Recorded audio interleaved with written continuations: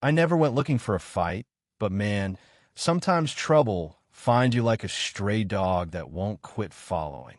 I'm Jack Thompson, retired Army, 55 years old, just trying to live quiet on my 80 acres in Willow Creek, Montana-wide, dusty stretch of nowhere that's mine, free and clear outside the grip of any HOA.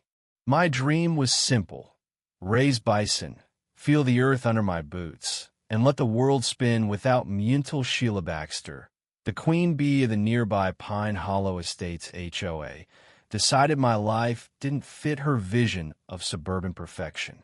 It all started one crisp fall morning, the kind where the air smells like pine and promise. I was mending a fence post, my 18 bison grazing lazily in the distance, their heavy breaths like low thunder across the plain. I'd named the lead Bull Titan 2,000 pounds of muscle and scars, a beast who'd stare down a mountain lion without blinking. That's when I heard the crunch of tires on my gravel drive. Too sharp, too entitled. Sheila's silver SUV rolled up, gleaming like it just left a car wash, and out she stepped, high heels, a coral blazer, and a clipboard that might as well have been a scepter. "Mr. Thompson," she said, voice like a knife wrapped in honey, "your fence is an eyesore, and those creatures are a danger to our community." I wiped sweat off my brow, squinting at her. "Ma'am, this is private land. I'm not in your HOA. You got no say here." She smirked, the kind of smirk that says she's already won in her head. "Well, it's close enough to Pine Hollow, and we have standards." Before I could respond, she snapped a photo of my barn, spun around, and peeled out, leaving dust and a bad feeling in her wake. That was the spark.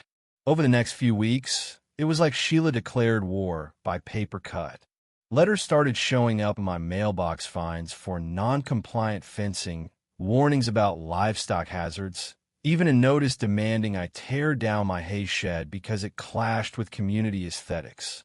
I took him to my lawyer, Tom Reed, a wiry guy who'd rather wrestle paperwork than a bear. "Jack, they got no jurisdiction," he said, tossing the letters on his desk. "Your land's deeded clear, no HOA strings attached. They're just blowing smoke." But it wasn't just letters. I caught a drone buzzing over my pasture one evening, its little red light blinking like a vulture's eye. Then someone slashed a water line sloppy, but enough to flood half my feedlot. I couldn't pin it on Sheila, but I knew her game: make life hard enough, and I'd sell or bend. Things got uglier at a Pine Hollow meeting I wasn't invited to. My neighbor, Ellie Harper, a sweet woman who raised goats and made killer blackberry jam, tipped me off. "Jack, Sheila had a whole PowerPoint about you," she said, handing me a jar of jam like a peace offering. "Called your ranch a public nuisance and said the bison could stampede into our yards. She's rallying the board to file complaints."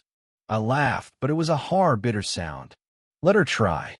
Opinions ain't laws." Ellie frowned, her eyes worried. "She's talking about handling the animals herself. Be careful." That's when I doubled down new locks on the gate, motion cameras with night vision, extra barbed wire. I'd seen enough in the Army to know when someone's testing your line, and I wasn't about to let Sheila redraw mine. The real storm hit on a chilly Saturday dawn. I was in the barn, shoveling straw, when I heard tires again, too close, too cocky. I stepped outside, and there was Sheila, strutting up my drive like she owned it, her SUV parked crooked past my gate, a shiny HOA badge pinned to her jacket like a sheriff's star. She had a camera in one hand, a folder in the other. "I'm here for an inspection," she said, all business. "Your barn might be violating easement codes." I walked toward her, slow, boots crunching gravel. "You're trespassing, Sheila. Signs are clear private property, livestock zone. Enter at your own risk." She didn't blink, just raised her camera. "This'll only take a minute." I stepped closer, voice low. "You're on my land, uninvited. Leave." For a second, her confidence cracked, her eyes flicked to Titan and the herd grazing nearby. watching her like they knew she didn't belong. Then she huffed, "You'll hear from our lawyers," and marched back to her car, heels wobbling in the dirt. I thought that'd be the end of it, but Sheila wasn't the type to back off. A week later, I found tire tracks deep in my south pasture, right where it butts up against Pine Hollow's fancy picnic area. Someone had driven up to the fence at night, spun out, and fled. My gut told me it was her probing planning. I called Tom. "She's escalating," I said. He sighed. "Post a cease and desist, Jack. We'll nail her if she tries again." So I did big, laminated sign, bolted to the gate, citing county codes and Tom's number in red ink. I added another camera, too, just in case. But Sheila wasn't done. She was just getting started. It was a Wednesday, late afternoon, sun dipping low, casting long shadows over the hills. I was fixing a busted pipe when I heard an engine roar, then the screech of metal. My heart dropped. I sprinted around the barn, and there it was, Sheila's SUV, smashed through my gate, parked dead in the middle of my bison pasture. She was inside, windows up, staring at the herd like she was on some damn safari. Titan and his brother, Rex, were already squared up, heads low, snorting steam into the cold air. I waved my arm, shouting, "Sheila, back up now." She didn't. Instead, she honked. A long, sharp blast that echoed like a gunshot. Titan bellowed, a sound that shakes your bones, and charged. The crash was deafening. 2,000 pounds of bison slamming in her SUV's side, rocking it like a toy. Rex followed, smashing the rear, horns ripping the tail light clean off. Dust exploded, tires spun, and Sheila screamed, high and raw, ducking under the dashboard. I ran toward the fence, yelling Titan's name, knowing it was useless. The bulls circled, snorting, pawing the earth. Sheila flung open the door, stumbled out, and tripped, hitting the dirt hard. Her scream was pure terror, the kind that tears your throat. I vaulted the fence, arms wide, roaring nonsense to pull the herd's attention. Titan paused, chest heaving, then backed off, not because of me, but because he'd made his point. I knelt by Sheila. "You hurt?" She was sobbing, clutching her purse like a lifeline. "Your monsters try to kill me." I stood, voice cold. "There are animals on my land. You ignored the signs. Get up." She limped to her wrecked SUV, dents like craters, a cracked window, one tire flat, and drove off, spitting gravel and fury. The fallout was instant. My phone lit up with voicemails from Pine Hollow folks, some threatening, some demanding I pay for Sheila's car. But I had the footage, every second, uploaded to the cloud.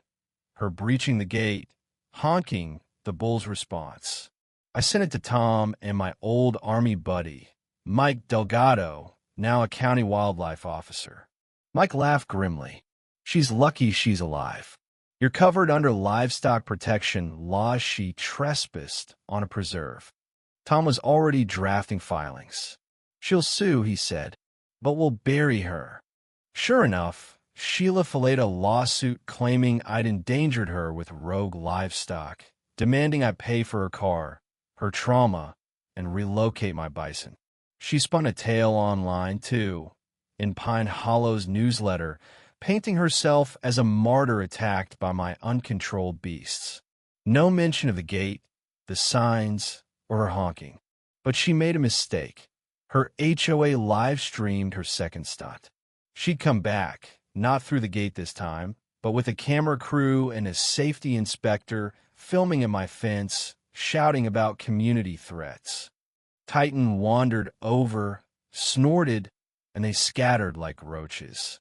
The video went viral, not for her, for me. Comments flooded in. Why was she on his land? She honked at a bison? Genius. Her narrative was crumbling. In court, it was over before it started. Judge Margaret Hale watched the footage, Sheila's own live stream, my cameras, the signs she ignored. "Ms. Baxter," she said, voice like steel, "you entered private property, provoked protected animals, and now blame the owner? Sheila stammered about community standards, but the judge wasn't having it. Your HOA has no jurisdiction here. Case dismissed. My countersuit for trespassing, defamation, harassment rolled forward. We dug up her emails, her memos plotting to scare Jack into selling. The HOA board buckled, issued a public apology, paid my legal fees, and rewrote their bylaws to never mess with non-members again. Sheila? She sold her house, fled to Arizona. Last I heard, trying to join another HOA. They turned her down. Word travels fast. Standing on my porch now, coffee in hand, I watched Titan graze under the stars, his scars glowing in the moonlight. This wasn't just about a fence or some bullshit. It was about standing your ground when someone tries to tame what's yours. I didn't fight for revenge. I fought for peace, for the right to live free, to let the land breathe wild. And I won, not with fists, but with truth, patience, and a couple of bison who don't take kindly to trespassers. So, what do you think when someone pushes too far? Do you push back? Or let him walk all over you? Drop a comment. Share your story. I'm listening.